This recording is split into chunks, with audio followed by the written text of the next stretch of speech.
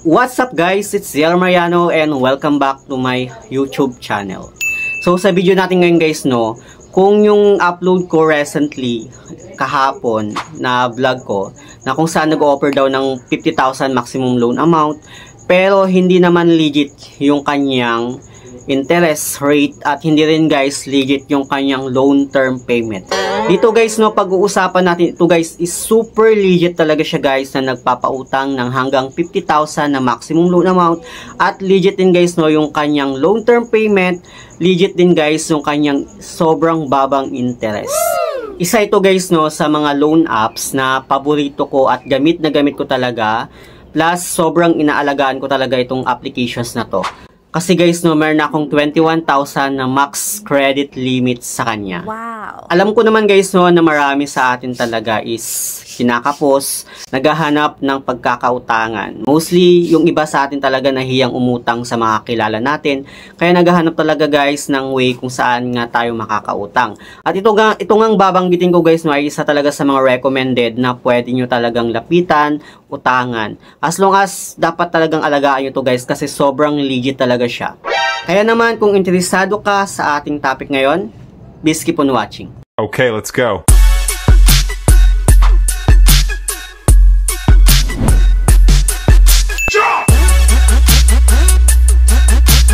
Anyway guys gusto ko lang linawin sa inyo na hindi ako endorser nitong loan apps na babanggitin ko at hindi rin ako guys binayaran para i-promote dito sa aking YouTube channel. Ito base lang naman sa experience ko na gusto ko lang share sa inyo para at least 'di ba kung naghahanap kayo ng mga loan apps or legit na mauutangan ay isa talaga siya guys sa mga maire-recommend ko sa inyo.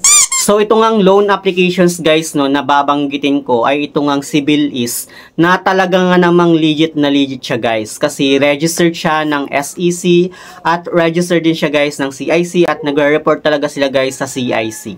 Anyway guys itong CIBILIS hindi lang siya basta isang utangan platform na akala nating cash lang yung pwede nating mahiram sa kanya, kundi isa rin siyang buy now pay later na kung saan hindi mo na kailangan guys ng credit card kasi itong CIBILIS ay isa na siyang hassle-free digital credit app na hindi mo na kailangan ng credit card. Kasi marami ka nang pwedeng gawin dito kay CIBILIS. Halimbawa, gusto mong kumuha ng mga merchants dyan sa kanyang shop.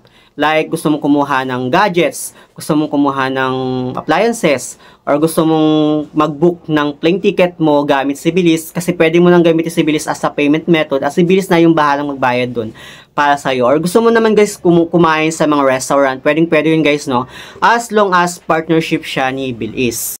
Alam nyo ba guys na hanggang 12 months yung installment dito kay CIBILIS, pero sa account ko guys 6 months lang yung available sa akin at hindi ko pa na-unlock yung 12 months installment niya. Pero for me guys okay na din yung 6 months installment niya kasi mostly pag nag-a-apply ako ng loan dito kay CIBILIS hanggang 3 months lang yung minamax ko kasi para mas mabilis siyang matapos at mas mabilis akong maka-reloan ulit sa kanya. So dito nga guys gusto ko lang share sa inyo na 21,400 na yung max credit limit ko dito kay CIBILIS at nagamit ko lahat yun guys. Pero alam nyo ba guys sobrang galante talagang magtaas ng credit limit itong CIBILIS. Like kagaya last month guys na nagbayad lang ako ng last na installment ko sa kanya na 1,500. At alam nyo ba kung magkano yung itinaas niya? Almost 9,500 plus. So ganun guys ganun kagalante na magtaas ng credit limit itong CIBILIS as long as guys good payer ka, wala kang mga delay na payments, tapos dapat on time ka talaga na magbayad sa kanya. So yung isa guys sa mga tip ko kung paano tumaas yung credit limit dito kay CIBILIS guys is dapat on time ka magbayad sa kanya at dapat guys tinatapos mo yung inabil mo na monthly installment sa kanya. Like yung ginagawa ko talaga before guys 3 months kasi guys yung kinukuha kong monthly installment sa kanya. Tapos 2 months pa lang pinupull payment ko na ito CIBILIS. Kaya siguro dahil doon is hindi tumataas yung credit limit ko.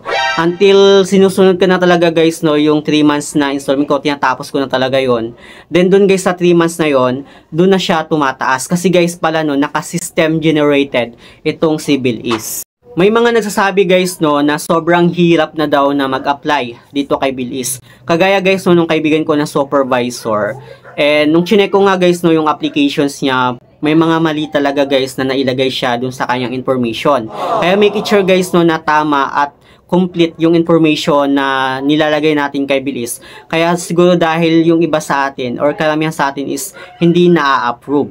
Pero sa case ko nga guys, no, hindi ko na matandaan kung kailan ako nag-apply dito kay Bilis at paano ako nagkaroon ng account dito kay Bilis. Kasi nung time na yun guys, no, tala pa lang yung loan ko or yung loan apps na nautangan ko. Then until nirecommend nga siya nung kaibigan ko na sobrang ganda nga daw ni Bilis kasi sobrang baba daw ng kanyang interest at installment daw siya. So nung time na yun, ida-download ko sana si Bilis at napansin ko na naka-download na pala itong si Bilis. Then nung i-open ko na siya, yung gagawa na sana ako ng account ko kay Bilis at pero napansin ko guys na meron na pala akong account kay Bilis at nakita ko guys na meron na akong 4,000 na credit limit sa kanya nun. So 4,000 guys yung first na in-offer sa akin ni Bilis. Doon time na yun guys, super tuwang-tuwa ako. Tapos nagtataka talaga ako paano ako nagkaroon ng account. Siguro nag-apply na ako, matagal na. Then hindi ko lang siguro siya pinansin. Tapos na-approve siguro, ganon.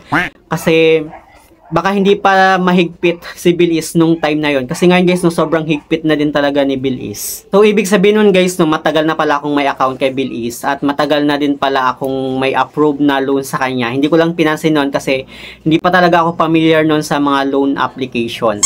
So paano nga ba guys, no, mag-apply dito kay Bilis? So dito guys, no, ang kailangan lang naman natin sa pag-apply sa kanya is yung ating valid ID, proof of billing, tsaka guys, no, yung ating proof of income.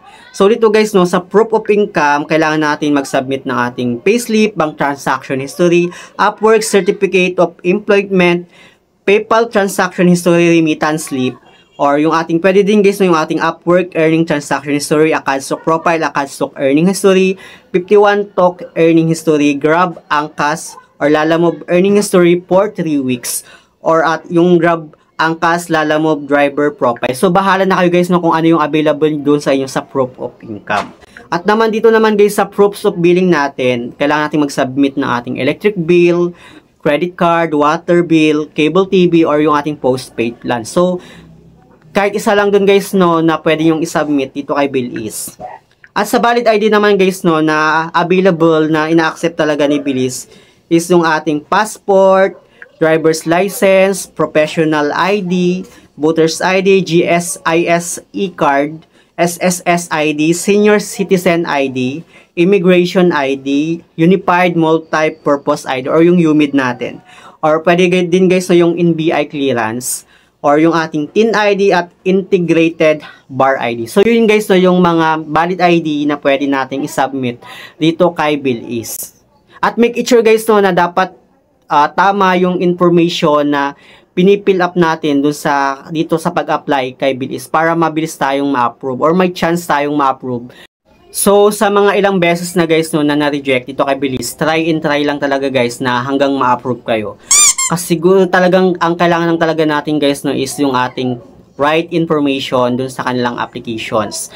Pero mostly guys, no, marami talagang na-reject. Pero yung iba guys, no, halos inabot pa daw ng 1 taon bago na-approve kay Bilis. Basta try lang daw sila ng try at inaayos lang daw nila information nila hanggang sa na-approve na daw sila. So ganun lang guys nung gawin natin, no. Dapat talagang tama at complete yung information na nilalagay natin. Sa part ko guys, no, sobrang alagang-alaga ko talaga itong si Bilis at sobrang iniingatan ko siya kasi sobrang laki na guys, no, nang itutulong niya financially dahil sobrang baba guys ng kanyang interest. Although guys, no, meron din talaga akong mga delay na payments at hindi ko talaga naiiwasan. Pero pag nade-delay talaga ako ng payments guys, no, nag-reach out agad ako sa kanilang agent or nag-i-email agad ako sa kanila. At so far guys, sobrang babait ng mga agent nila at hindi sila kagaya ng mga ibang loan apps na nanghaharas. Madelay ka lang ng 1 day or 2 days. Dito kay Bilis guys, no, ilang beses na din akong na-delay ng 2 days. Pero yun yung pinakamatagal, no, 2 days yung delay sa akin. Yun yung pinakamatagal na delay na payment ko sa kanya.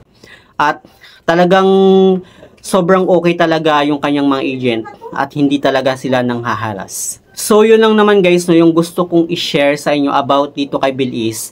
At for me guys, no, isa siya sa mga recommended na pwede nating utangan, lapitan in case na nagipit nga tayo.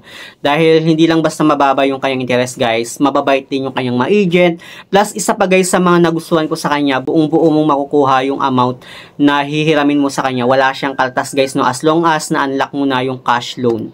Sa akin kasi guys, no, na-unlock ko yung cash loan ni Bilis nung na-reach ko na yung 8,000 na credit limit ni Bilis. Pero nasa 21,000 credit limit na ako. So, available na sa akin yung cash loan. Kaya kapag naglo-loan ako dito kay Bilis, buong buo kong nakukuha yung loan ko sa kanya. So, yun na naman guys, no, medyo mahaba-haba na din itong topic natin ngayon. Kaya, yun lang. Sa mga hindi pa pala guys nakakapag-subscribe sa aking YouTube channel, please huwag niyong kakalimutan na mag-subscribe at mag-click ng notification bell para updated ka lagi sa aking mga susunod na video. Thank you guys, thank you for watching and see you on my next video. Bye!